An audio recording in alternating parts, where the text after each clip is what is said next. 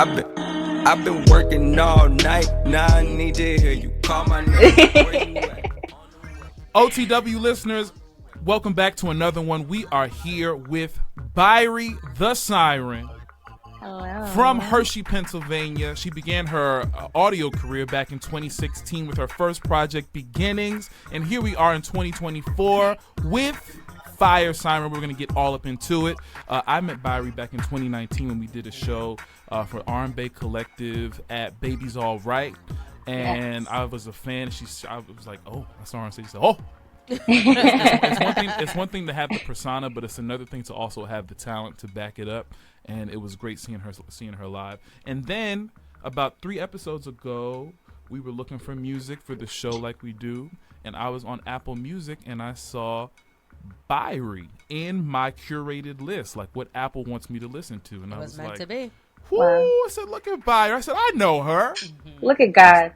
And so we looked at Bairi, we looked it up, we listened to Bairi, and now Bairi is here. How are you? I am lovely. Thank you so much for having me. 2019 was forever ago. It doesn't seem like it was a long time ago. Goodness. That pandemic set everybody back a good 10 years. It was the blip. Goodness. It was the Thanos blip. It sure was. But yeah, right. I'm happy to be here. Thank you. Good. Thank you for joining us. Of course. All right. Let's get into this project. Let's get into Fire Siren. See, LA even knew we was about to talk about it. They said they about to talk about Fire Siren. I know you hear Now's this. the time. That's right. LA knew it's all divine. It's all divine. Right. So knowing what we know about sirens and mermaids, the first track, and given what we just talked about, but also before you said that, what we knew about sirens and mermaids, when the first track was called Drown, and then that soulful piano came in, I said, she's talented.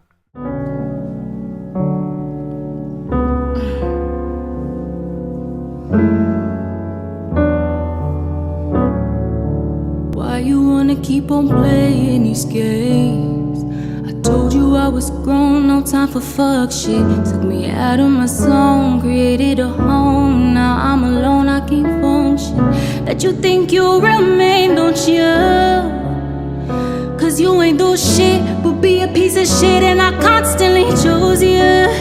Silly nigga, get that act right, still make a laugh. Come around until there's nothing left. Do you think I'm stupid? Do you think that I forget? Yeah. What was on the second song? Let me get to the second song, which was Ways. Ways. Yeah. What did you? I'm sorry. What language was Nafi? Nachi. Or Nati? Nachi. Nachi. Okay. Nachi. What language was So Nachi she's singing? Brazilian, so it's Portuguese. Oh. Yeah. Yeah. That was her feature, I think, was one of the final pieces, not the final piece, but one of the final pieces. I just felt like that song, I could have just had a regular feature, but I just felt like this song was so eclectic already in itself. I wanted to make it even more experimental, and it's so deep and romantic and sultry that Nachi does that. And I think having it in Portuguese was, just an extra little thing on top. The cake. Yes. We also enjoyed Come My Way. Ooh. We thought it was like a sexy club banger. Like I You can feel hear me? it somewhere going off in the Brooklyn on a rooftop somewhere. Are there any plans for a video for that one? Look, okay. The way my life is set up right now, I am praying to God that I get money or a team or just somebody that wants to work on stuff, because I have. They listening to this episode. They listen. Yeah, exactly. I really just have my publicist, and it's just me and her, and I don't have a team or anything right now. And it's I don't want to say it's discouraging. I just kind of want to say it's the thing that God's putting in my face. So it's like, okay, you have to be resourceful at this point. And I have ideas for Come My Way. I want to dance, because I dance, like that's another thing that I do. when we talk about theater and performance, it's still rooted deeply into my core. Like, I love being on stage. I love being on stage. I love singing. I love dancing. I love being cinematic. And I want to be able to translate all of that into Come My Way. I want to do like a sexy dance to Dirty Love. I want to do like, okay, yeah. All right. There you go again. Listen, okay. So with Dirty Love, right? Because I said it sounds, in our review, I said it sounds like you're in the hands of a professional as soon as that song starts. And it sounded to me like, when I hear that song, it sounds to me like I can tell that you've been at this for a while. And I felt like I could hear the culmination of everything that you've done up until that point in the confidence of your voice and the way that you handle the record. The vocal layering on there was insane, by the way. Love Dirty Love. I didn't write that. A man wrote that. I saw that. Nice. Somebody else wrote that. Yeah. But the execution, the way that you executed it, though, it was. I can tell that you're not. I could tell you're not new to this. That you were true to this. Thank you so much. For sure. Then we get into Not Your. Not My. I'm sorry. Not. Then we get into Not My. That's the male version. Not Your. We get into Not My. Yeah, I'm talking to your homeboy. Tell me what that gotta do with you. I said, is that where we at now? Yeah, I'm talking to your homeboy. Tell me what that gotta do with you. And I couldn't care less about the women that you stress. I got better things to do. I'm not your girl. Don't push me. Ain't got no rights over this pussy. So if you asking whose it is and I say it's mine, please don't trip, cause it's not mine.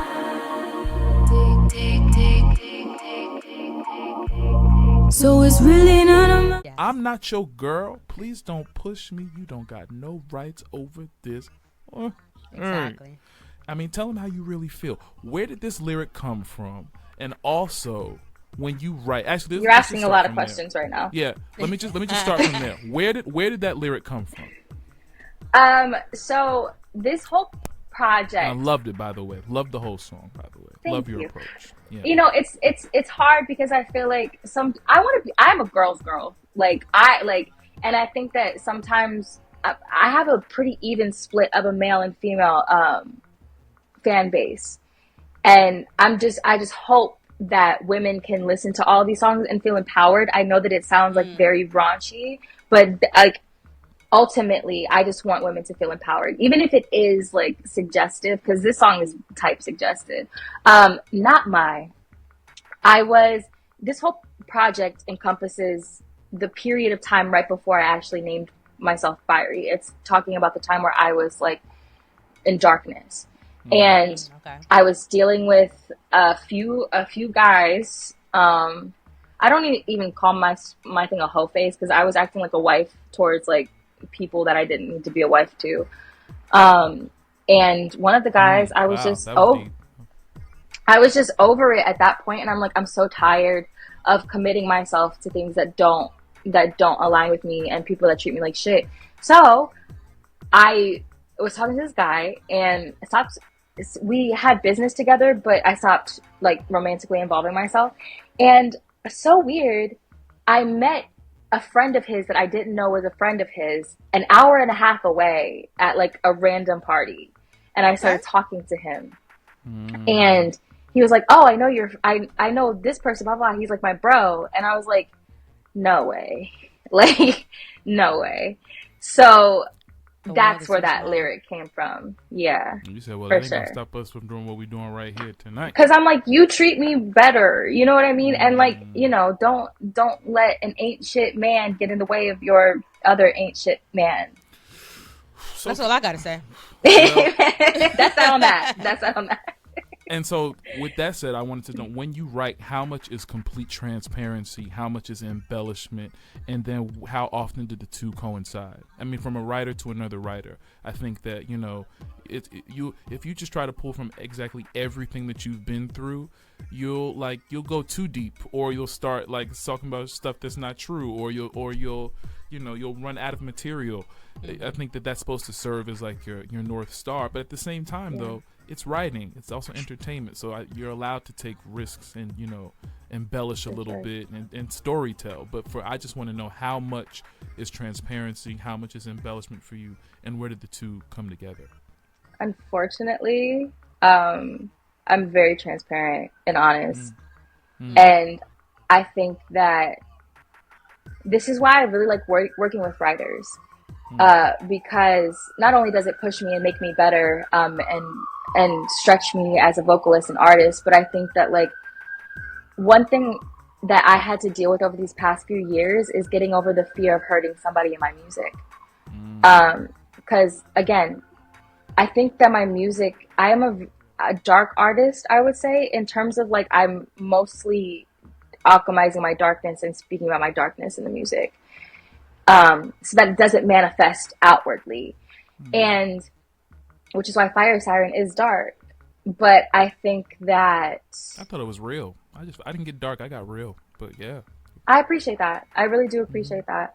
I think that I was so scared because even now, like I'm working on, I think, third or fourth project in, and I'm needing to draw from experiences of like family.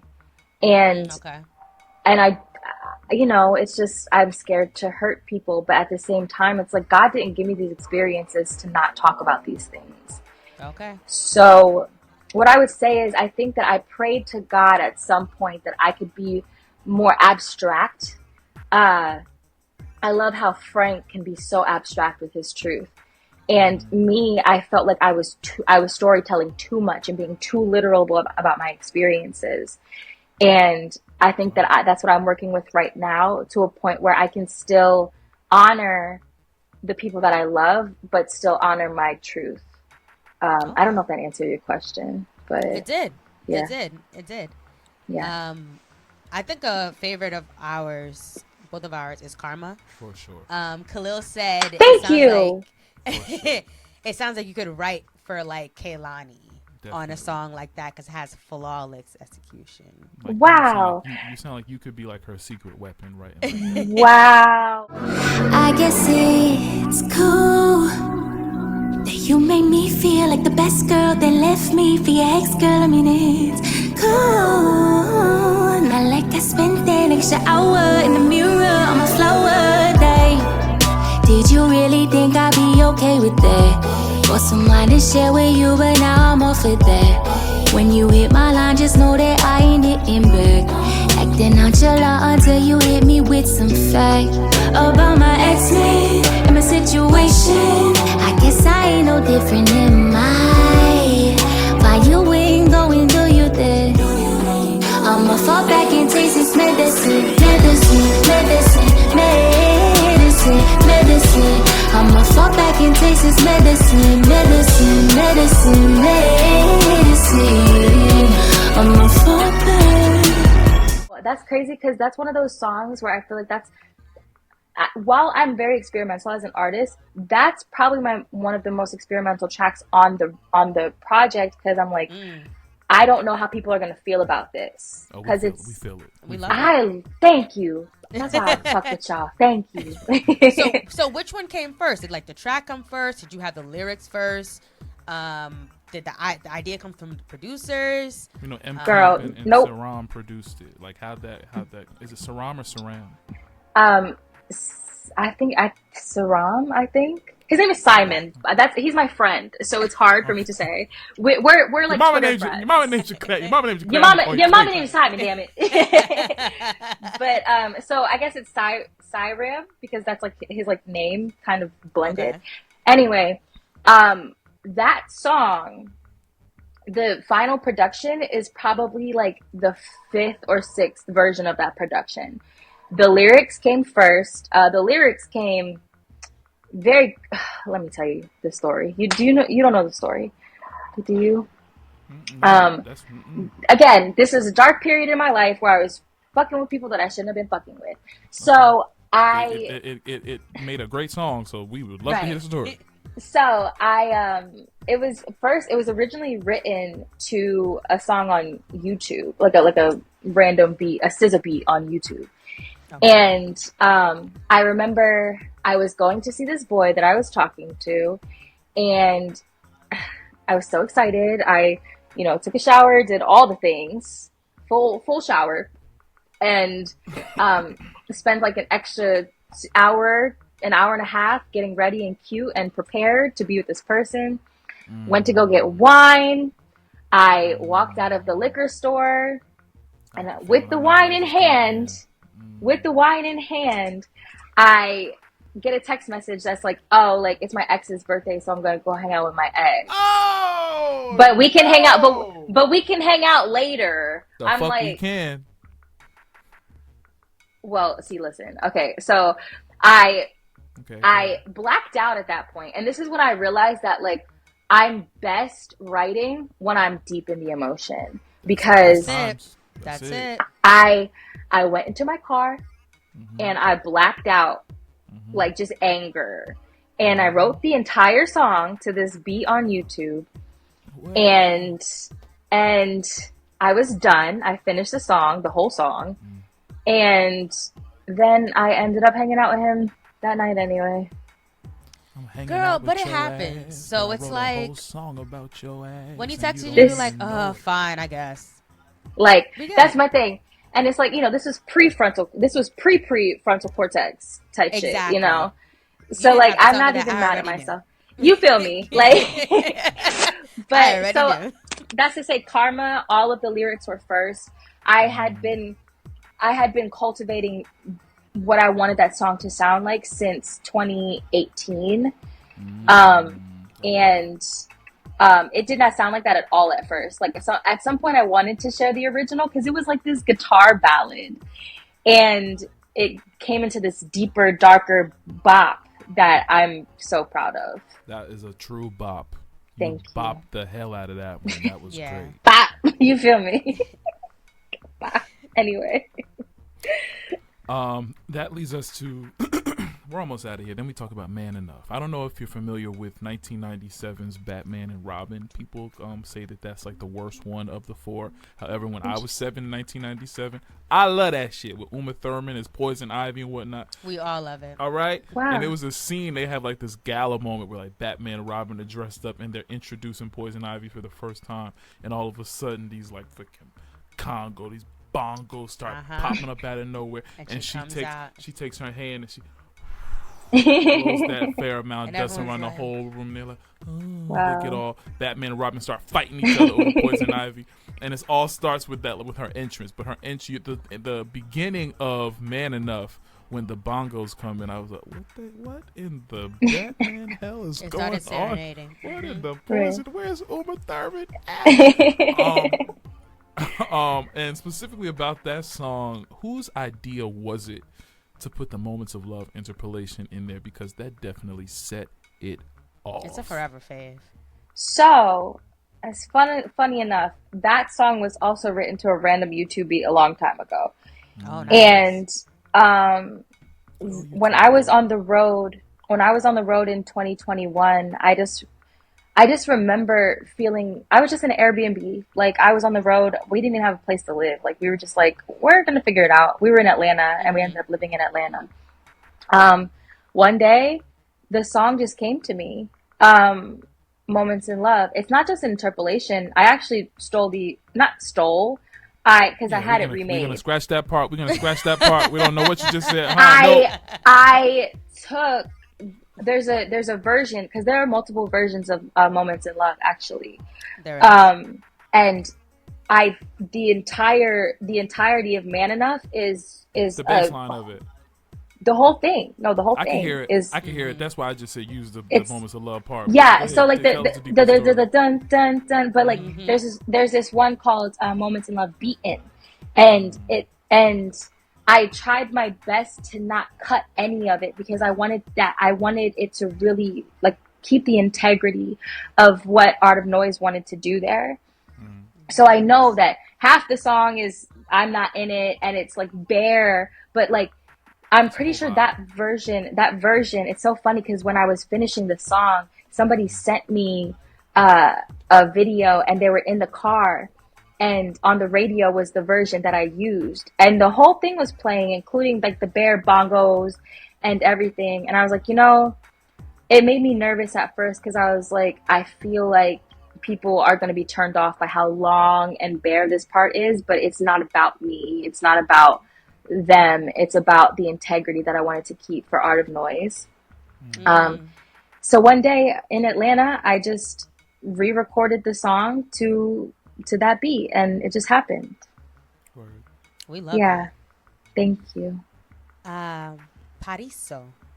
That is such a beautiful demonstration of your vocal range. Like the sound, it's like it sounds completely different than anything on the project. We can definitely hear the theater in your voice. That's what I'm talking about. You tried it. I don't do that anymore. I don't do that anymore. Once a theater kid, always a theater kid. It's like a whole Broadway character. Always. We know that you released an EP version back in 2022 with so many remixes.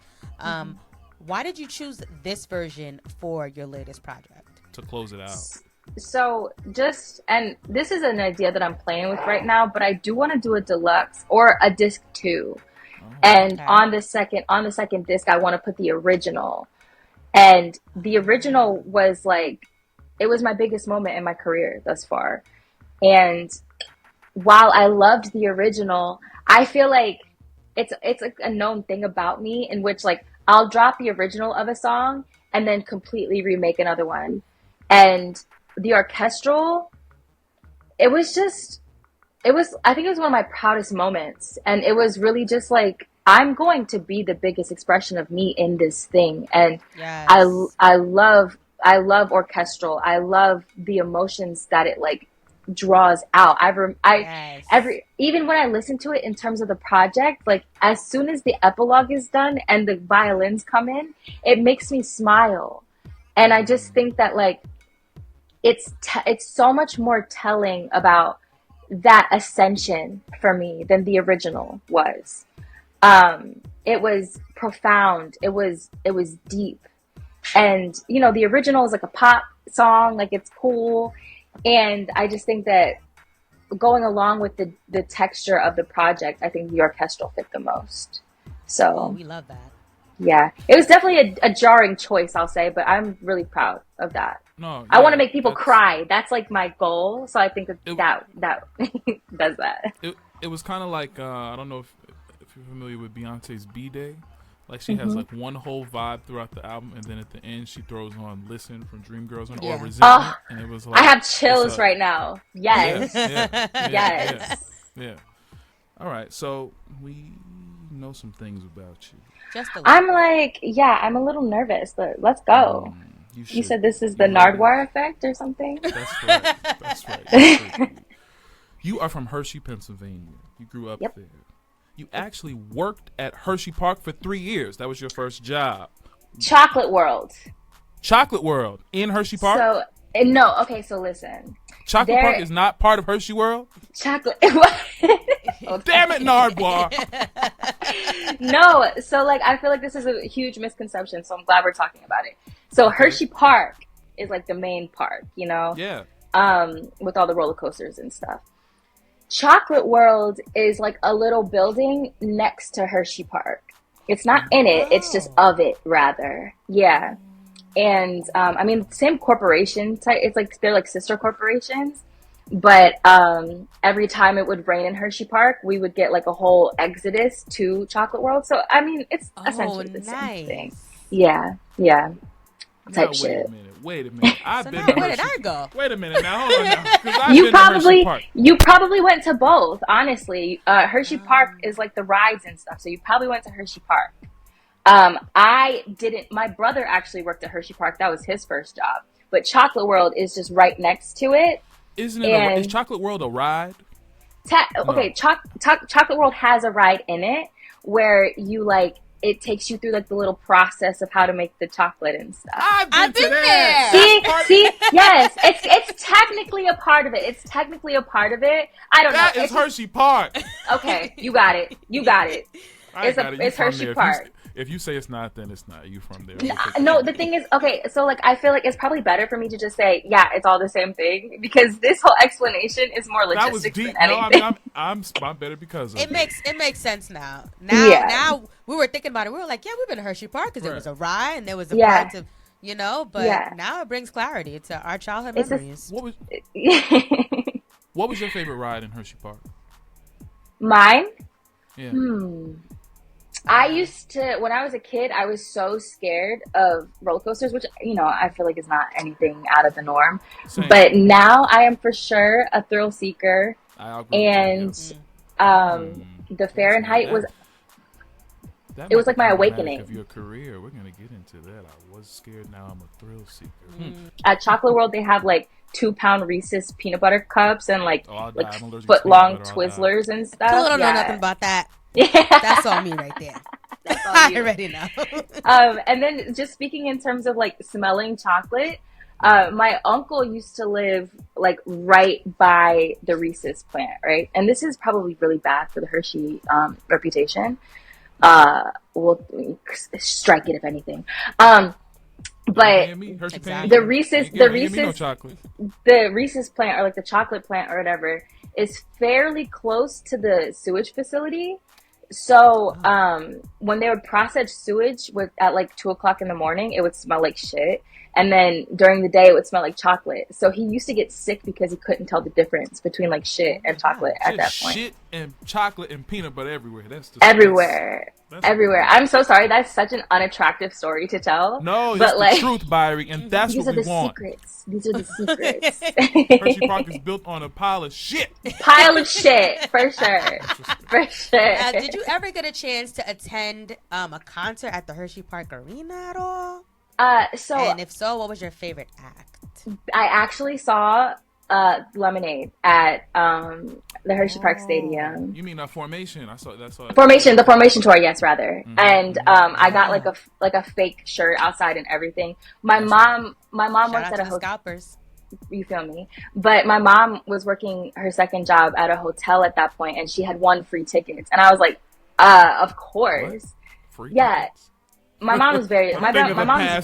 That's such a thing of the past. Free tickets to a Beyonce concert. That's amazing. Back in the day. But I'm sure in Hershey, like the turnout wasn't as crazy, but it was still ridiculous. And the first show that I had ever kind of attended. Actually, I also saw the TDE tour. So that's what Kendrick. Yeah, it was the championship tour. Yes, I know what you mean. Yeah, so it was all of them. And then the first show that I had ever been to, which was outside, I didn't go in. Like some of my family had tickets, but I was outside, was Alicia Keys, like mad long ago. So yeah. I was a cheerleader, so I also used to cheer at that stadium sometimes. Oh, word. Oh, that's beautiful. Yeah. Yeah. Well, speaking of Hershey, okay, so let's get into Hershey. Let's talk. You look like you're ready to just do some stuff. Here's the thing. All right, I've been to Pennsylvania. I'm pretty familiar. I've been to Hershey. I've been to Dorney. I mean, where's Dorney? I've been to Allentown. Been to. That's in Allentown. Yeah. I've been to, I've been to the Poconos, and I've been to Philadelphia. And outside of Philadelphia, I'll say Philadelphia, in my opinion, from what I've seen, is pretty much the blackest that it gets. So my question to you is, what was the R&B scene like in Hershey, Pennsylvania? Non-existent. I mean, I don't want to say non-existent. I just think that. And if so, and how how did you get into it? To R&B specifically, it's so interesting. How was the scene in Hershey, Pennsylvania? And if it was non-existent, how did you find your way to R&B? Right. R&B for sure was not existent. I was one of 5 black girls at that point. And I know that they're diverse. It's like way more diverse now, which I'm grateful for. But I didn't really have much of a musical taste or identity for myself until like ninth grade, I would say. Because, but you know, thankfully my dad was a DJ and he loved music. My dad's family was super musical, and my mom loved R&B. But outside of them and what I was hearing from them, I didn't get much of that. So it was just me and my other friend, who was one of the other 5 Black girls.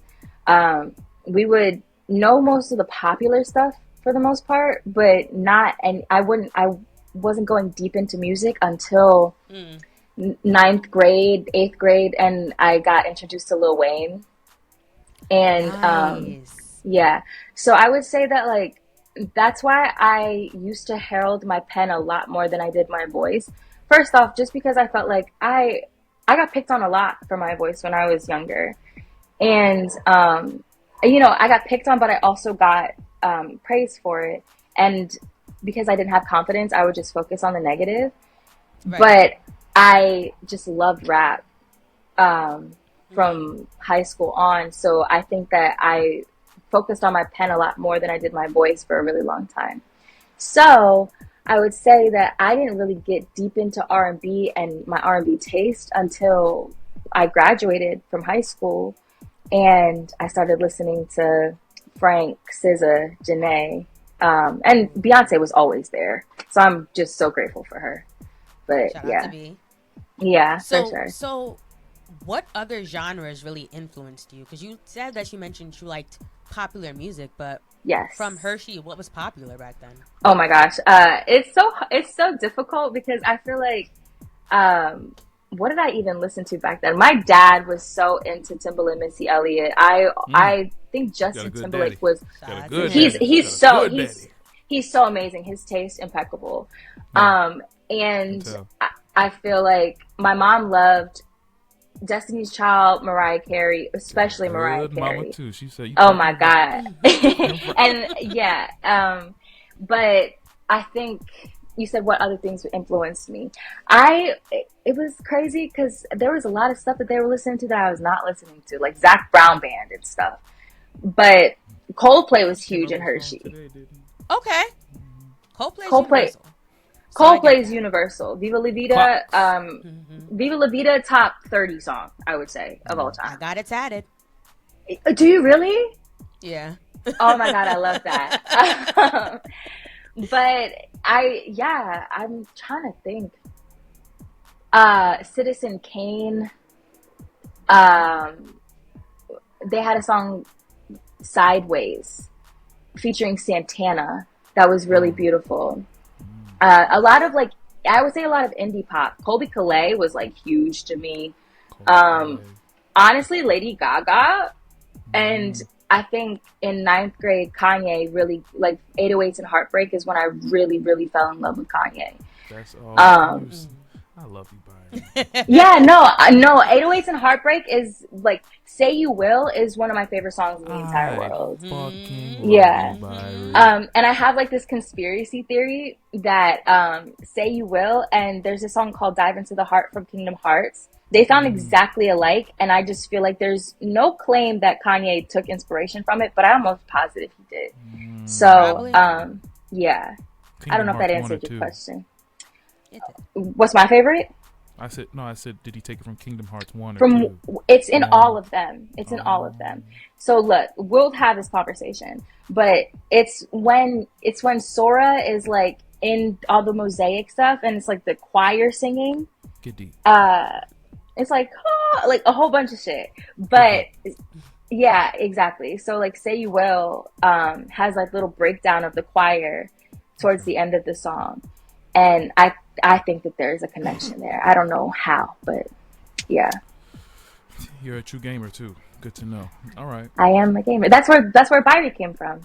Okay, hold on now. All right, wait a minute. We're going to get there now. Hold on now. Not her stealing our Right, interview. right. Oh my God, I'm so sorry. Oh my God, No, you're get good. outta Please don't here. apologize. Don't apologize. We're having Please fun. don't apologize. We get Okay. out We're of just here. having a conversation. I'm All right, a yapper. I'm a yapper, guys. I'm sorry. That's fine. Switching gears. Okay, here we go. Now we're getting deep. Okay, next level, level 2. Level 2. In Greek mythology, sirens are human-like beings with alluring voices used as a symbol for the dangerous temptation, usually embodied by women. A siren can also be used as a slang term for a woman considered both very attractive and also dangerous. And I remember it from specifically learning. The first time I heard siren was like in 9th grade when we did the Odyssey by Odysseus. We had to learn that story, Greek mythology. And the first time the siren popped up was when the men, they were close to the cliffs and the rocks, and sirens were also like synonymous with mermaids, and the mermaids would use their voices to lure the men to come to them and the men would just jump out into the water thinking that they was going to get with the mermaid, and then they fall to their death. So my question is, how did you go from a theater and performance major? It was at SUNY Purchase? Yes. First community college and then SUNY Purchase. Okay. How did you go from theater and performance? Because I still hear it in you. Okay, we're going to get to that too. Do ya? How'd you go from theater and performance to then wanting to become an English teacher as a lit major and then saying, fuck that, I got to be a siren? And how did you transition from Brie Marie to Bairi the Siren? Where did this awakened sensual side of you come from? Goodness. This is a loaded question, and don't mind Athena. Speaking of Greek. Oh, nice. Yeah. But okay, so boom. When I was in, second grade was my first encounter with theater. I was Gretel in The Sound of Music in second grade, and it was like a high school. Yeah,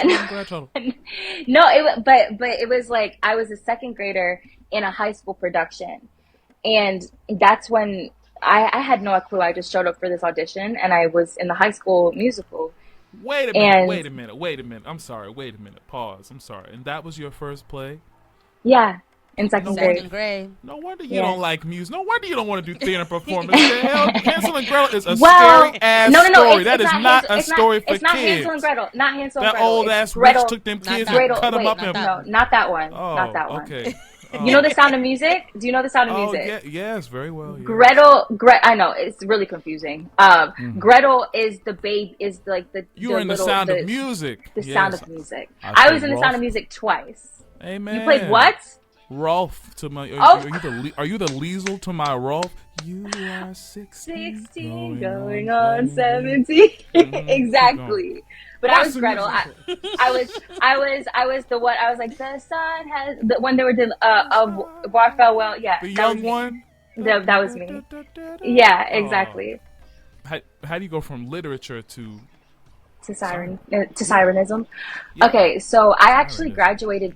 I actually switched my major a semester in when I got to Purchase to arts management.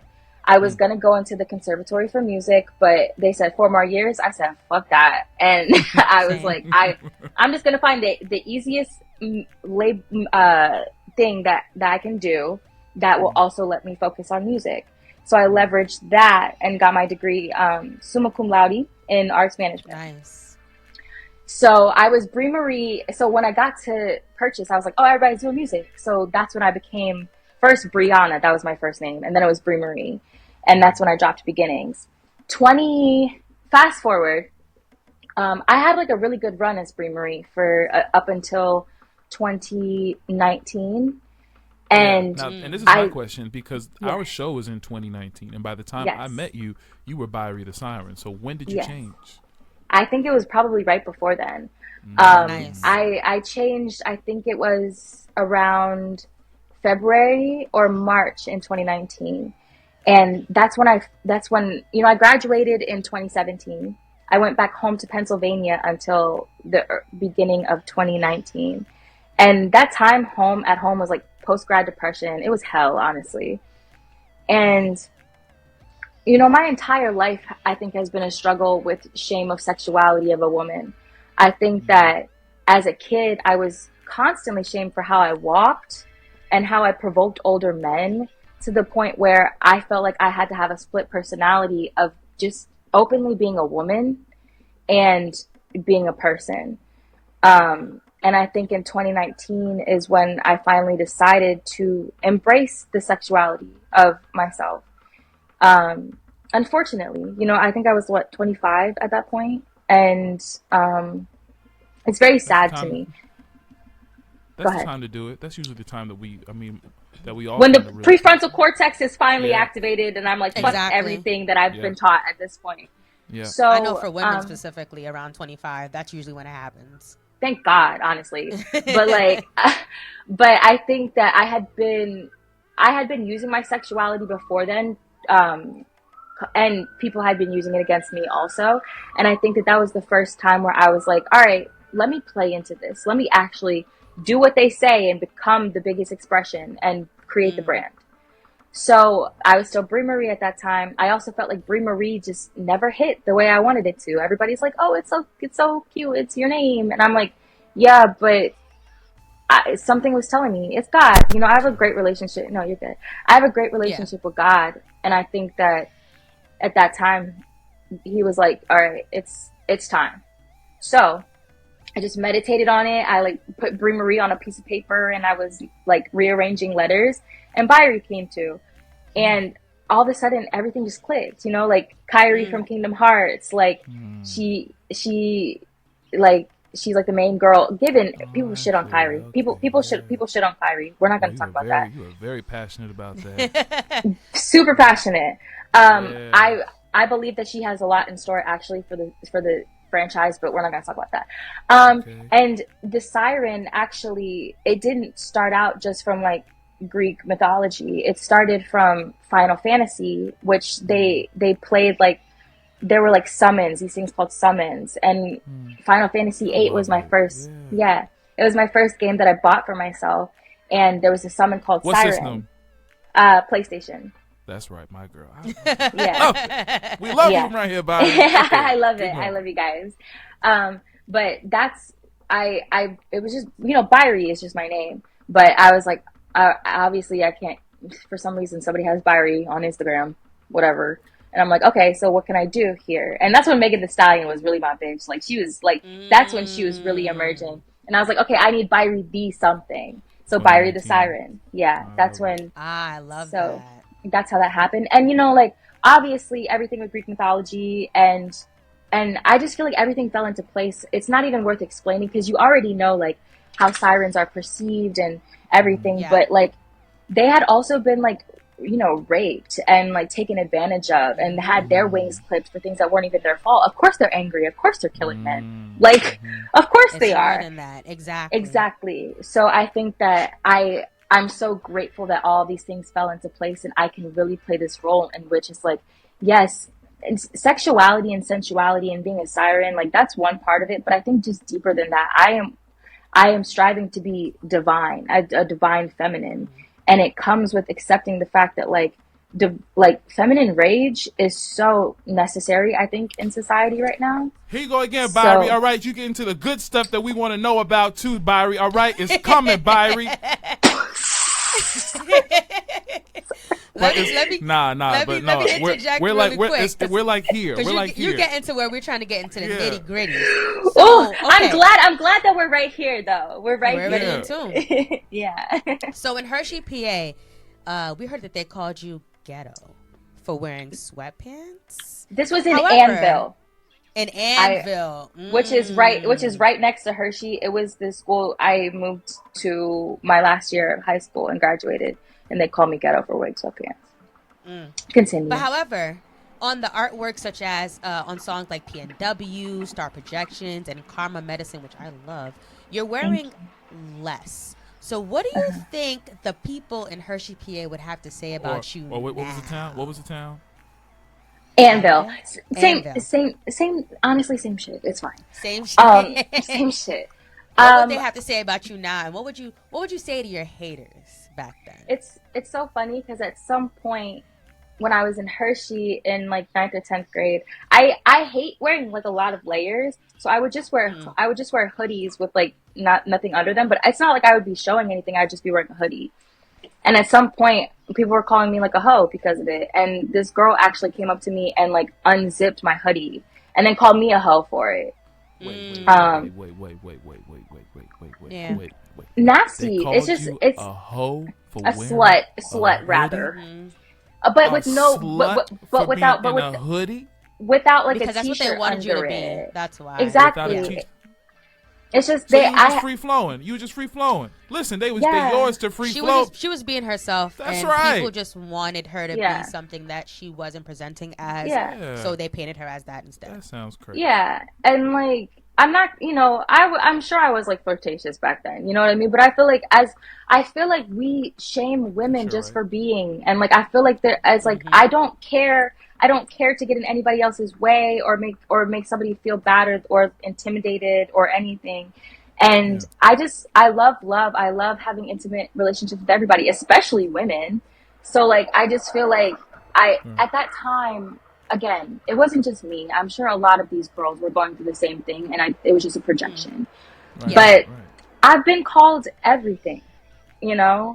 and what they're probably saying about me right now, honestly, probably has nothing to do with what it probably has nothing to do with what I'm wearing, and probably I remember the last thing I heard was that like, oh, anybody can make music. Like that was the last thing I heard.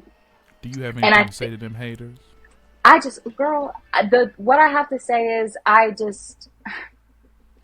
I hope that you find things that are fulfilling enough for you to not have to focus on me and Hello. That's Hello. right. The higher. Like No, that's right. I know I sound so boring. No, but, you like, don't. It's like you're protecting your peace. Yeah, I just think that,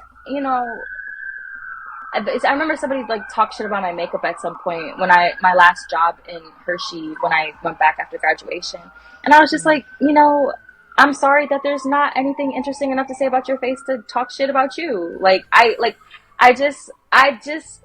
I'm sorry. Like I have better things to worry about. And I'm not perfect, I'm sure that there's a petty bone in me. If I was angry right now, I could probably say some shit.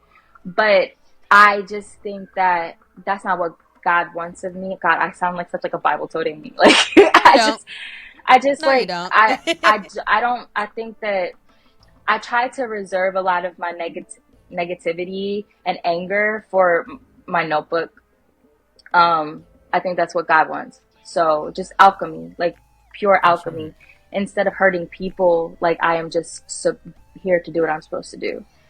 We know the Lord around here, so you ain't saying nothing but it don't sound fun. Hallelujah. Right? We actually love that response.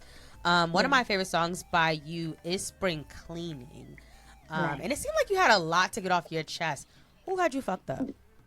Friends that I actually don't associate with anymore. I think that I was claiming loyalty to people that I knew didn't make me feel good for a really long time. And, send them love, send them prayers. Like, I hope they're doing fine. But I just felt like every time I was with them, I was shamed. I would take one picture of myself and be like, oh, she's so full of herself. Meanwhile, they're taking selfies like all night. And I just feel like, okay, I'll make myself a cheerleader. I'll make myself a cheerleader for everybody, even to the point where this year dropping this project was kind of my declaration of I'm no longer a cheerleader. Like I'm in the game. And I have made myself a cheerleader for everybody my entire life. And whenever I felt confident enough to not be that, I was shamed for it. And I think that there was a friend group specifically that made me feel like shit. And I had to let them go during the pandemic at such a lonely time. And I think revealing time. That was a very revealing time. Super, super revealing time. And a year after I stopped talking to them is when I wrote Spring Cleaning, just out of nowhere. I wasn't even thinking too much about it, but that was a very divine song for me. So I'm glad that you liked it. Yes. I also know, side note, I know that that night that we met at Baby's All Right, one of my best friends, brothers, we've interviewed him on this podcast. He was part of my set. He was playing the guitar for me, Naki Abroad. And I know you guys have Naki! Right. My boy. I think, and if I'm not mistaken, I think that's the night that you guys met. Yes. You're welcome. Yes, thanks so much. Not you A&Ring our friendship. I heard. No, I'm joking. You What's it like working with him? What was it like from your experience working with him? I mean, he's produced like when I produce, and then before I'm ready to release the project, like Naki's always like my go. We grew up in college together, so like that was our thing. Like, I need you to listen to this, tell me how it is, and once it's finished, I'm not sending this project to anybody except for you to mix and master it. That's still our relationship to this day. That's how I feel about him. I just want to. God, I miss him so much. Yeah, I haven't talked to him for years. He's hit him up, but from another creative point of view, I just want to know, what's your relationship like working with him? I mean, we worked on that one song. We worked on Brat together, and that was at a point where I didn't have many producers to call upon and many people to work with, just because I didn't know how that process went. This was in 2019, 2020. And he sent me a pack, and I was just so inspired. Again, this was when Megan Thee Stallion was my shit. And he sent me the beat for Brat, which is it's the thing where I sold the cum rags with the video and stuff like that. Like, it was like a whole thing. Right. I remember this. Yes, you know, it was a fun time back then. But I think that, like, it was just so fun, and he's so fun. You know, like, we worked together while I was in New York, and he's such a light, and he started doing those skits on, like, Instagram and stuff, and he's just so funny. He's another theater kid, obviously. That's right. We were both teenagers together. That's how we met. Yeah, and I think that he's definitely one example of, like, we don't talk often, but this is a person that I know I can always call on. And especially in music, it's always great to have people like that. So I'm eternally grateful for him. And we made a bop. Like, I'm very happy. Right. Yeah. And one of those people who, you know, is like, who cares about, like, the record more than just like the business of it, cares about, like, the record and getting the best version out of you on the record. Yeah, I agree. And it's simple. Like, it doesn't have to be too much, as long as you know as long as you're a good person and you want the best for the art and the people that are in it. Like, it's simple, and he definitely is a testament to that. Okay, let's take this thing on home. This or that, Skyrun or Stormrunner? 3 seconds. Stormrunner. Okay. Kit Kats or Reese's? Ooh, girl, you already know what the answer is. Oh, I'm sorry. I know you was gonna say that. That's right. All right, late nights or early morning productivity? Early morning. Ooh. Okay. Like early morning, like after midnight, or like 5, 6 in the morning? Oh, what are we early talking morning, about? Like sunrise. I think I'm trying to be more of an early riser, because I feel like I as much as that sounds weird as an artist, like, it makes me feel a lot better when I get things done earlier. Early in the morning. Okay. Last one. If you could choose one meal to have every day without getting tired of it, what meal would it be? Sushi. Ooh, nice. What kind? Sushi. Spicy tuna and shrimp tempura are my go-tos. Come on, but shrimp tempura. But I have been getting more, because Japan is the next place I want to live. So, like, I've been getting more into traditional nigiri and just typical, just one piece of fish and some rice, like, not anything too complicated. So, yeah, nigiri probably. I just want to let you know, as much as they say that they see you and you belong in LA, which I do believe too, from what you just said, I can't wait for the Bairi Japan era. Okay, I know it's coming, and I know you're gonna go off. I want to start streaming actually consistently this week, so I'm like, I think that's gonna open a lot of doors for me, and like hopefully make things better for me in Japan. So yeah. So we know how many people may perceive the persona of Bairi the Siren, but we also read a quote from you that says, "My story is for the young girls like me who should feel special even if they're lost or finding themselves. That even on your off days, even when you don't feel your prettiest or most productive, you are still a star in your own right." Damn, I said that. Girl, you get you go off. So, what does being sexy mean to you?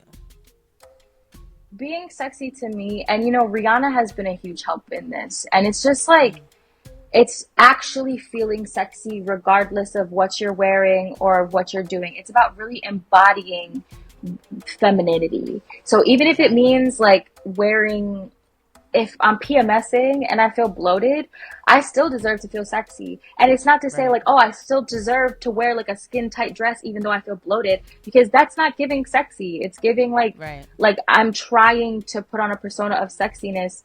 But if I'm wearing like a tracksuit, I will feel so much sexier because I just feel comfortable in my skin. And I think that sexiness is more of an essence than it is like something that you're doing. It's something that you're being. It's something that you're emanating. And that's what I feel. You don't have to try, and you don't have to stop yourself. And I think that that's the biggest thing. Shame will make us an ugly version of all of these things. And I really hope that I can help girls stop feeling shameful for who they are. So, yeah. We love that. On the way, listeners, this has been Bairi the Siren. We are so glad that you joined us today. Everybody, please make sure that you go check out her music. You can find her. Where can they find you on social media? Bairi the Siren everywhere. Bairi the Siren everywhere. Yes. Bairi the Siren. Siren everywhere, everybody. Thank you so much for joining us here, Bairi. I'm coming out to LA, like I'm saying. I hope that we can continue curating this relationship. I love your art. I'm sending you some of mine, and when I get out there, let's jam. Yeah, both y'all coming and staying, right? That's what's happening. That's right. You feel me? Thank you so much for having me, y'all. I'm so excited to see y'all in person. Of course. Of course.